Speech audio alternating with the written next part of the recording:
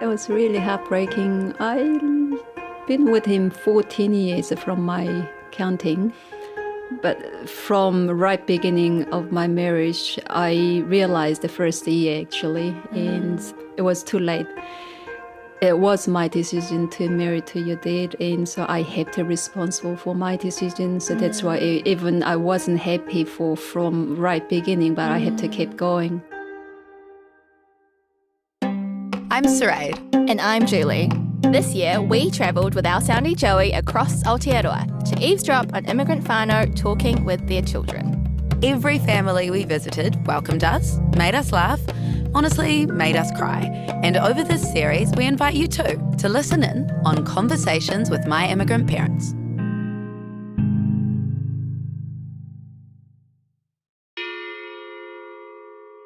This episode, we visit Sue and her daughter Bokyong, who live in the South Island in Otepoti, Dunedin. Bokyong's mum and dad both come from Korea and they arrived in New Zealand about 24 years ago. And shortly after arriving, Sue fell pregnant with Bokyong. Bokyong is now 23 and studying law and science at Otago. Bokyong also has a younger brother called Jahoon, who's 21. When Bokyong was about 13, her mum and dad got divorced. Both Sue and Bokyong have gone on journeys to unpack their Korean-New Zealand identities. For Sue is an immigrant who spent half her life here, and Bokyong is someone who was born and raised here. So let's hear from Sue and Bokyong. So my mum is Sue Kim, or her Korean name is Sunam Kim. She's originally from Busan at the bottom of South Korea, and currently she's a high school teacher teaching a bit of Korean and some Japanese, and she used to teach ICT back in the day as well. So my mum came to New Zealand, I guess 24 years ago now, because I'm 23, and she's been in Dunedin basically almost the whole time ever since then. When she first arrived, well, from the stories that I've heard, it was definitely quite a new experience for her. She didn't know any English. She basically had just come to New Zealand to follow my dad, who was wanting to study at the University of Otago. So they encountered a lot of new foods when they first came, like sausages and things like that. And I think things were pretty tough to begin with, raising a couple of young kids on not much income because both my parents were studying. So yeah. She's quite resilient, actually, is probably the word I would use. My daughter's name is Bokyong. Bokyong is a Korean name, and she preferred to keep it in Korean. I suggest, have an English name, but we decided actually just keep that Bokyong.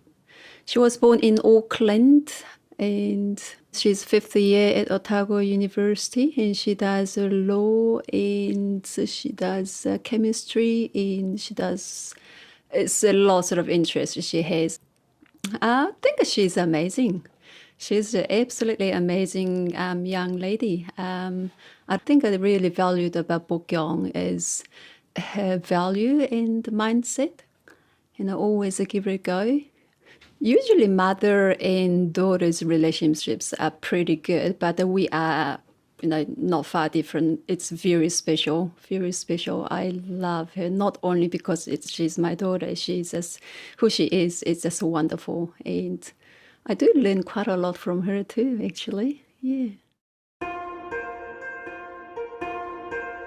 I'd really like to know a bit more about what it was like when you first came to New Zealand.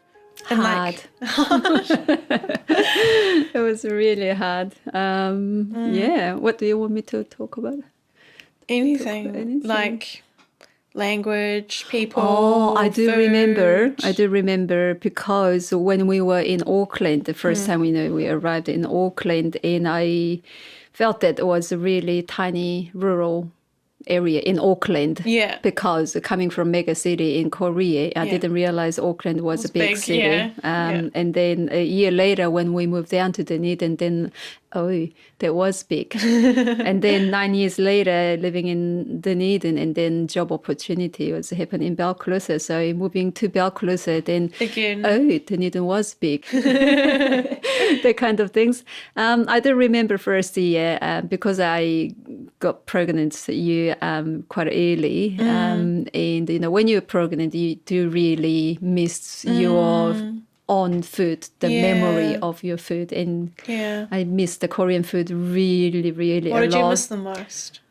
I can't remember now, but I Kuksu. did kuksu. Yeah, definitely. Noodles. I love noodles. I remember I did cry quite a time to time because I missed kuksu because I want to eat noodle. That's why. Also, I was really shocked. Remember when I talk about the sausages at the supermarket? I didn't realize there was, eating just like that. And I was trying to peel the skin off the sausages. That kind of things. And taste is completely different from what I expected. And so I guess that's happened to all other immigrant people if you're not used to with the New Zealand food and the shocked first time and then getting used to and no other options you have to eat. What was the life like when you first moved over? Like, you came to Dunedin with Dad and I assume Dad started studying. And then what did you do? I started learning English, but a few months later I realized it's too hard, so I given up, and I decided just mingle with the next door ladies instead of going to language school. Yeah. So my English at the beginning I learned from the next door neighbors. Did you find it difficult? Because like in Balclutha, we were the only Korean family, and there was I think maybe 2 other Chinese families and no other people of colour. Like everyone else was Pākehā. So I don't know. Did you think about that when we moved to Balclutha from Dunedin? A lot of people did ask about that, discriminations because of the we are Asian, but maybe my mindset was I was too busy and haven't thought about that. But my experience, just keep going and do what I can. And so I didn't really personally have that kind of experience. In Balclutha, of course, it was only in Korean. So sometimes I miss the Korean food and the Korean people to talk. But we've been busy enough to do what we need, everyday things to do. Yeah, no, I agree. I think overall the people in Balclutha were, I don't really remember any big instances of facing discrimination in Balclutha. Like the people were actually very tolerant, I guess, and quite nice. And your friends were really good, all really good. Everyone's nice, So interesting that, I guess, in that sense that we moved to a very isolated, very white community and felt quite, I guess, integrated into the community, especially because you were a teacher at the only high school in the whole area versus say even moving to Dunedin, or if you're we're in a bigger city where there's maybe more people of colour and more established minority communities. I think the experience might have actually been a bit more negative in that respect. Perhaps, Yeah. And also because of your personality. Yeah. And we're just luckily, we're very positive and just very active and mingle with anybody really well. I think having those experiences to connect me to the environment, when we used to run down and jump off the pontoon and run swim in the river and stuff like that in Balclutha and go to the beach and go around on the farm paddocks. All those experiences really, I think, are quite key or core to what builds up my New Zealand identity. So I think in that respect, going to Balclutha was really, really valuable to me. I think so. And I think being part of the small community really helped me feel just as a person I had a place to be within that community. But I think you definitely lose a lot of that once you move to a bigger place or a bigger community. The more disjointed that a community becomes, the more isolating it can feel, because people tend to then group with the people that they feel most familiar with. And that kind of need was broken down when we're in a much smaller community, I think. My family had the exact same experience as this. When they first arrived in New Zealand, they moved to Cherry Farm, which is in Waikato, and then to Invercargill, and they speak so fondly about the small town in comparison to Invercargill's not a large city, but you know what I mean. Wow. They just got absolute shit as soon as I got to Invercargill. I think this point really surprised me because I think I have such a view that smaller towns, rural towns, will be more conservative. More backwards. Yeah. How white people see immigrants. Yeah. Yeah, I don't know. So it's quite like warming in a way to think that smaller towns, because everyone knows each other, there is more, because I guess you just see everyone's humanity because you literally know everyone. Yeah, I think it's less entrenched. Like when it's, you know, bigger cities and maybe bigger groups of migrants moving there, you know, the white people will see them as this kind of blanket culture. Yeah. They won't understand that it's people and people are all different. They'll just be like, those Chinese over there, those Indians over there, they're all the same. But if you're the only Asian family, like they said. If the only Asian in the village. Then I guess they have to see you as individuals. Yeah. They can't just label you as a group. Yeah. In this next part of the episode, we got Bokyong to ask Sue a little bit about her experiences of racism. I don't think I felt any racism and discrimination, which is quite a commonly raised to immigrant people, but... Even in school? Like, did students ever, like, surely students... Student does, because it's not because I am Asian, because that's who they are. What do you mean by that, though? They are young. They're just a young. Even if it was a different teacher and they were like white, they would have found something else to like be really annoying about. Exactly. Yeah. They will pick up something and they look for something to pick on to have a go. So it's not because I don't really felt any racism or discriminations. And because I'm, maybe I don't hold it in my mind and I'm just keep going and move on. And maybe that's why kids does that and kids are very rude at times. Which is, I look at them rather than just racism, it's just a poor, innocent student who doesn't know what they are doing, not enough educated. And it's just the young kids needs to be more educated about who they are, what they're talking about it. As a teacher, I think I look at this sort of way rather than how could you say that? Do you see what I mean? That kind of way. Have you ever had people like call you out on the street and stuff like that? People do. People do in Dunedin when you walk on the street and the young, boys will call out. Like ching chong or whatever. Yeah, konnichiwa or ni hao. And, I have to say, actually, I'm Korean. I have to say that kind of things. But I don't take that as a personally. And I, that's who they are, not because of who I am. So I just move on. And one day, hopefully, when they got time to think about, reflect about what they are doing, that's I wish. Yeah. I wish to them to, have a chance to think about that kind of things. Yeah. But, I can't fix it. I can't tell them off. I supposed to say that I received more racism and discrimination, but you say more than it. I guess it's a personality. Yeah, well, I don't know. I don't think it's personality. I was just thinking about it as you're kind of talking about the way that you, I guess, deal with offhand comments that you might receive and stuff like that.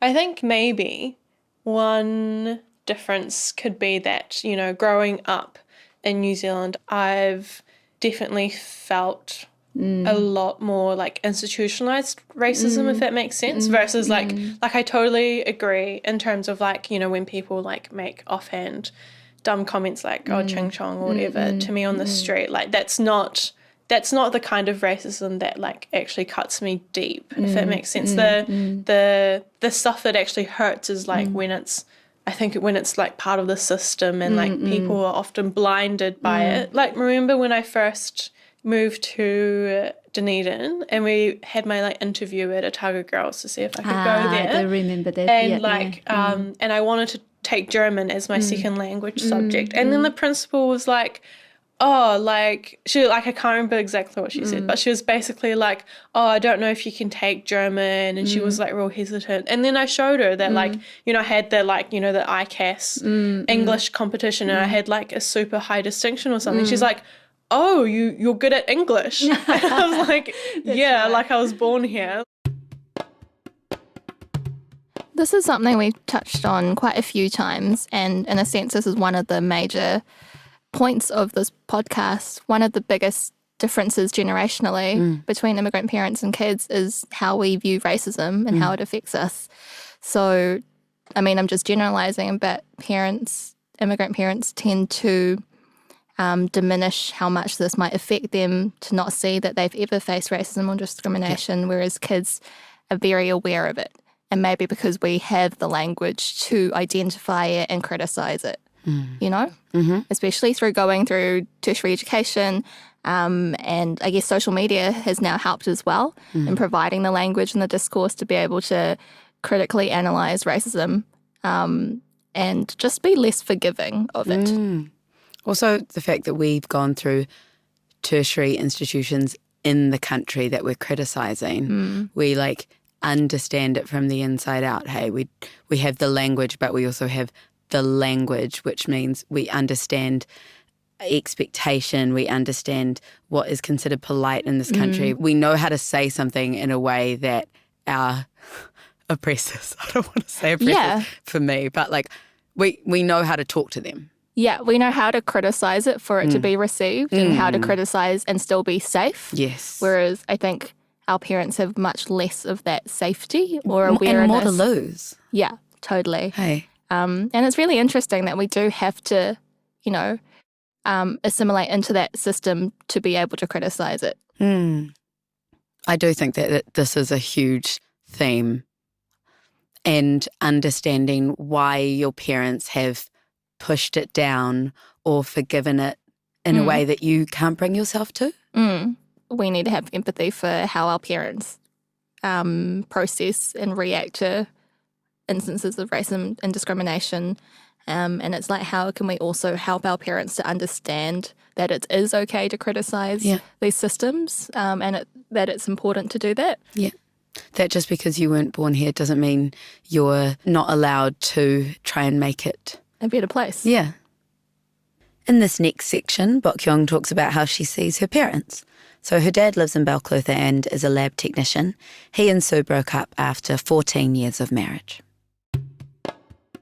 I think one of the really cool things that I love about you as my mum is the way that you've adapted and really kind of, I guess the word is assimilated, but like really found New Zealand as your home, if that makes sense. And I think that is, to me, growing up, that was kind of the biggest differences between you and Dad.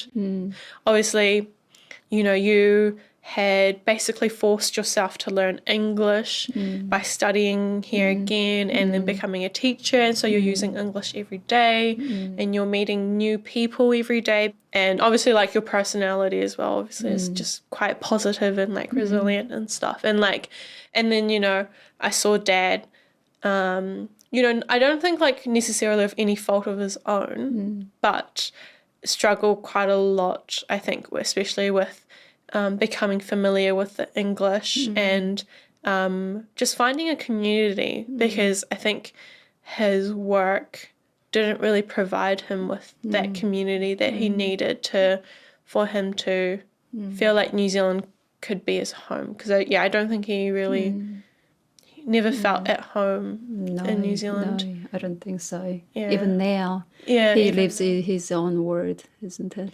Yeah. Yeah, that's quite sad from my point of view, but it's I can't change it. So we tried, as Yeah. you know, we tried lots of different way, and I set it up to make him to connect with other friends in the community, but that doesn't work, and I always do most of it, and then he just sneak out quite quickly. So that's quite different from where your dad is. Things are not comfortable and stop and full stop and sneak out and behind and avoid things that are uncomfortable. which is not acceptable, and I couldn't live with that anymore. Yeah. Not only the English things, it's so many different in the Yeah. life. That's why. Yeah. It was really heartbreaking. I've been with him 14 years from my counting. But from right beginning of my marriage, I realized the first year actually, and it was too late from my concept, and I can't, it was my decision to marry to your dad, and so I have to be responsible for my decision. So that's why even I wasn't happy from right beginning, but I had to keep going. But that's obviously I couldn't do anymore after 14 years. Yeah, it's just really heartbreaking, and feel really sorry for him. And I learned that quite a later. While I was really stressed about and sad about my marriage life, but I couldn't do anything, and I didn't know what to do. And they're always financially very tight, and the life was very, very tough. But I didn't know what to do. I didn't try the understanding where he's coming from. Yeah. I was young, and I didn't know how to react and relate with that kind of things. But quite as I get old and learning a little bit more and understands different perspective, it's very hard from his point of view also, because his personality is not like me, obviously. Yeah. It's not because he denied or he hates it. It's not because of that. That's his person who he is. So that's why. I didn't know that it's coming from his young age, but I'm not his mother. He was asking me, actually. Yeah. I don't know why I told you that. He was asking me, I wish you treat me like my mom. Oh, really? Yeah, he did say that. That was quite hard. I'm not your mother. So, Yeah. yeah. Yeah, I definitely didn't know. Well, I definitely didn't know until now that you realised that you and Dad weren't quite a match from the start. Yeah, so I guess you did a really good job.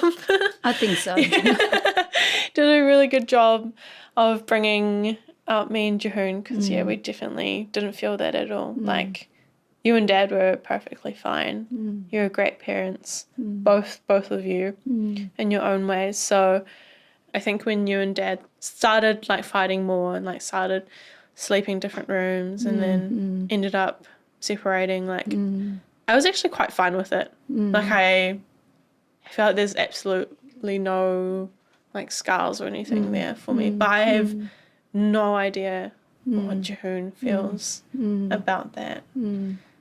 Yeah, I think you know this too. I tried my best.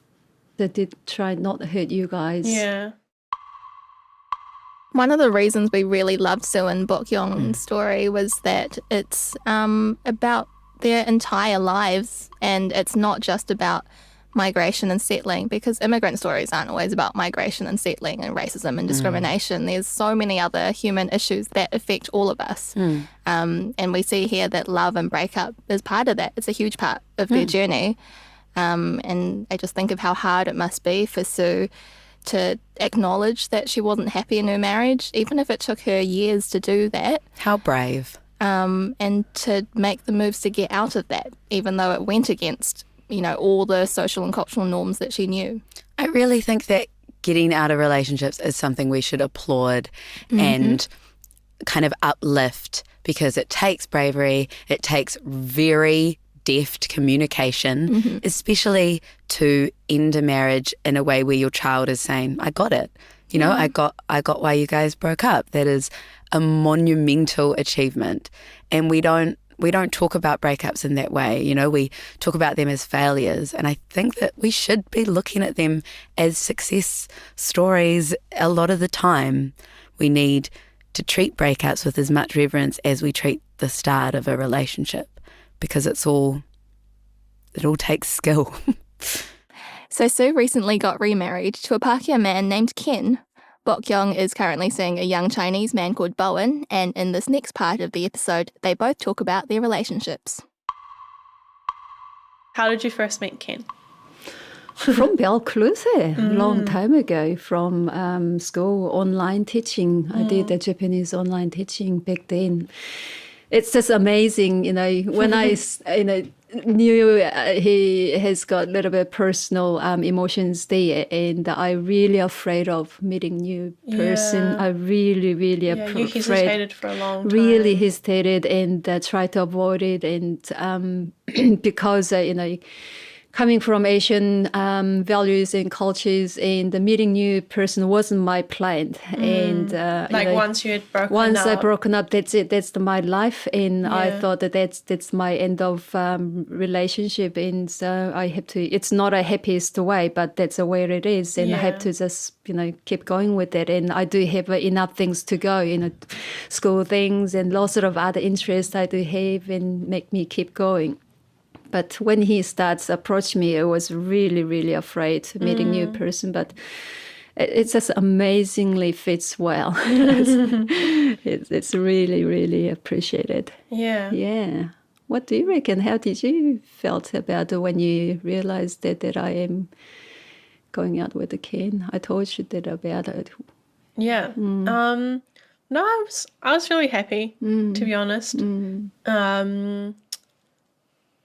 Yeah, I think happy in the sense that I knew that there'd be someone else to look after you and I guess take over my position as your best friend, if that makes sense. I miss that. Oh, I miss that really. And you've got born, and I'm jealous about that too. But now you've got Ken and I've got Bones. But the Bokyong, you do have to remember we are the most closest friend forever. It's not gonna be replaced with the Born and Ken. Yeah. Okay. Yeah. Okay. What are the biggest cultural differences that you feel between you and Ken? Not sure. I think I'm pretty adapted with the Kiwi community and culture. Yeah. So, what could be? I reckon the one thing that I can think of is just Korean humour. That Ken can't understand. Oh, language. Because of the language. Yeah, and just the culture and stuff, like real dumb stuff. But I do often try to explain it to him and I include him in the jokes. I feel like Korean humor is just like way funnier. like think back to when we used to watch all the Running Man and Il Bagil and I think a lot of it is just humor that you only can find funny if that's something that you grew up finding funny. This whole wanting to share something with someone and then watching it just not work or fall flat. I feel like I so get that with food, Sri Lankan food from my childhood. If I ever try to give someone who isn't Sri Lankan hoppers, I'm always like, yeah, do you love it? Do you love it? Do you love it? And they're usually like, yeah, it's pretty good. And I'm like, well, I mean, if it's not the best thing you've ever eaten, then why do I even try? Okay, but what's a hopper? It's it's kind of like a pancake, and I think it's made out of ground rice, and it's, oh my God, so good. It's crispy on the outside, but soft and fluffy on the inside, and it's just the perfect meal. I get it. Obviously, I don't think my home is Korea, or it's how has home changed for you? I guess where I am. where I am comfortable. And it's not about the Korea or New Zealand or it's not about like that where my heart is and goes. And wherever you go, I found I make it home. You know what I mean? And I try best and then make the most out of it, that opportunities and where I am.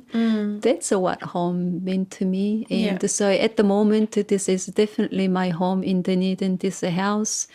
Not physically, with Ken and with the you Bokyong, and while you are here. So, not necessarily has to be Korea or, location physically. My question is like, when you miss Korea, you don't miss it because it's home. I guess that's a part of it. Like, miss food. Yeah. Miss family. And often all those things is... from memory. It's a memory. It's the memories that it's you miss. Memories, As the people do miss, we talk about the food, talk about the place where I grew up, talk about things, but it's all from memory.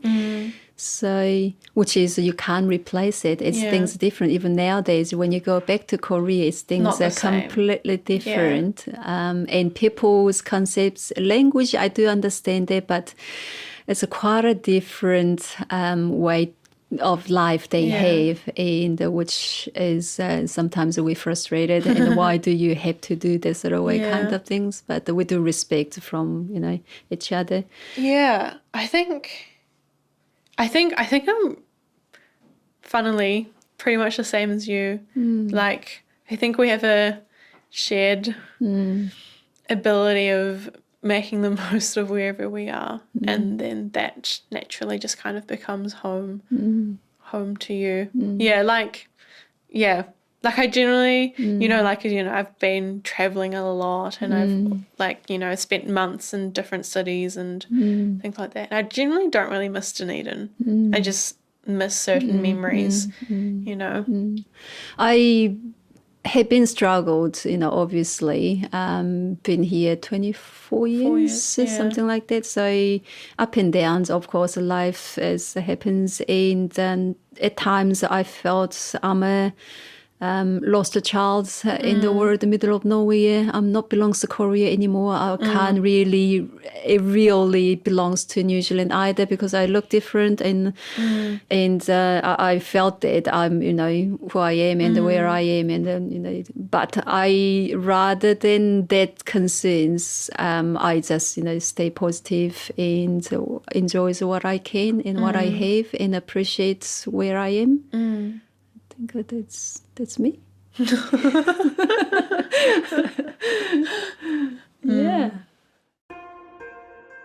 Love this honest reflection from Sue and from Bokyong.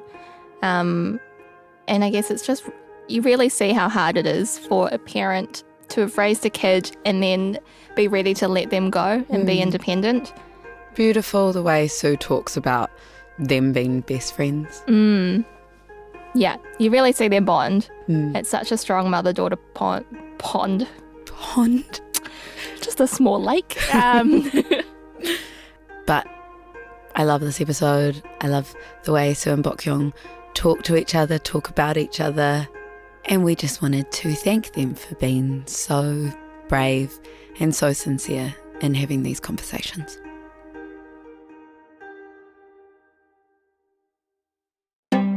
You can check out photos and videos of all our participants on Instagram at convoswithmy, on Facebook at Where Are You From Really, and on RNZ's website. Conversations with My Immigrant Parents was created, produced and directed by Julie Zhu and Saray De Silva. Recorded by Joey Siasoko, sound engineered by Colleen Brennan, with original music by Tal. Our cover illustration is by Ngaumutania Jones at Ms. Mimo, with design by Sonia Milford. RNZ supervising producers are Sarah Vuitalitu and Justin Gregory. RNZ Senior Commissioner on this project is Kay Almers. Conversations with My Immigrant Parents was made possible by the RNZ NZ On Air Innovation Fund. He kōnei ipurangi tēnei mo te reo irirangi o Aotearoa.